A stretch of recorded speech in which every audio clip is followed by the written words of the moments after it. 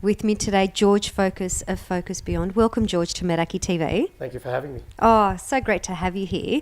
So many people are asking me about you. Before we get into Focus Beyond, though, tell us a little bit about you. Where did you start? What are your roots?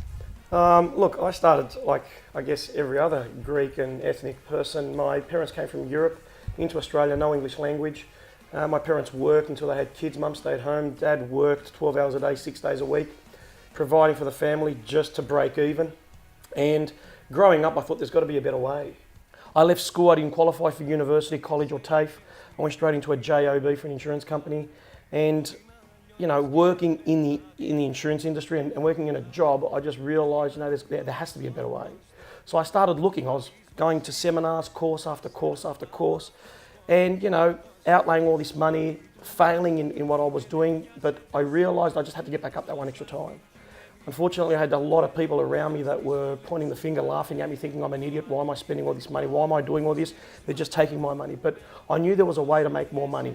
And in fact, I knew there was a way to have my money working for me as opposed to me working for my money. So you talk about education for investing wisely. Yes. Moving on to Focus Beyond. What exactly is it? Okay, with regards to Focus Beyond, I was taught a particular strategy back in '99. Now this strategy is on the stock market. See, 95% of people, I personally believe, speculate, which means they'll outlay money into the stock market, buy a stock, trade options, CFDs, Forex, all these different strategies. They outlay money and then they're trying to predict market direction with no real guarantee of a return on investment.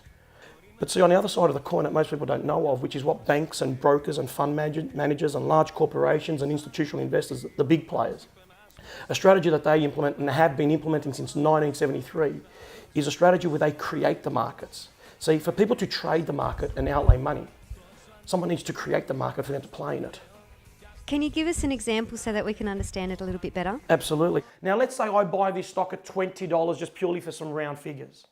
Once I've bought that stock, I immediately go into the market and create a contract against this stock.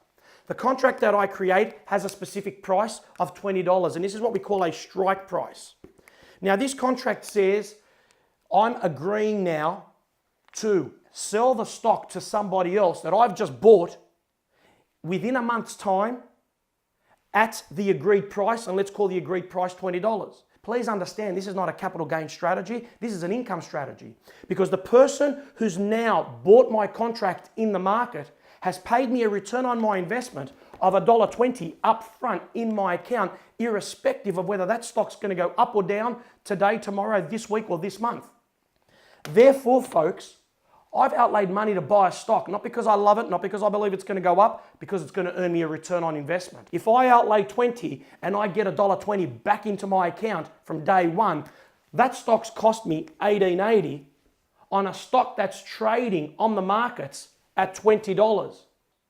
Now this contract that we create is very specific. It says two things at the end of the month. It says the person who's holding the contract, who's just paid us $1.20, they believe this stock by the end of the month is going to go up. That's them gambling and speculating. Let them. But for these people to play that market, someone needs to create it, and that's what we do. But the contract says at the end of the month, if the stock closes at or above the agreed price, we sell the stock to them, we get our $20 back, plus the $1.20 from day one.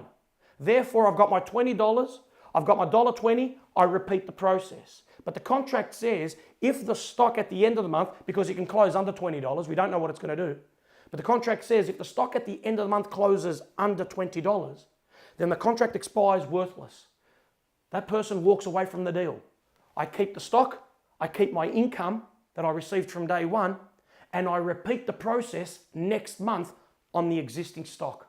George, that is absolutely amazing. I personally had no idea that you could do that. Yeah, well, look, I mean, people use the stock market, try to predict which way the markets are going, and as you can see, I personally and thousands of my members around the world are using the strategy where we're using the stock market as a vehicle to generate an income off it, irrespective of whether it goes up or down. An amazing, enlightening experience talking to you today. Thank you so much for your time today. Thank you for having me. Appreciate it. Pleasure.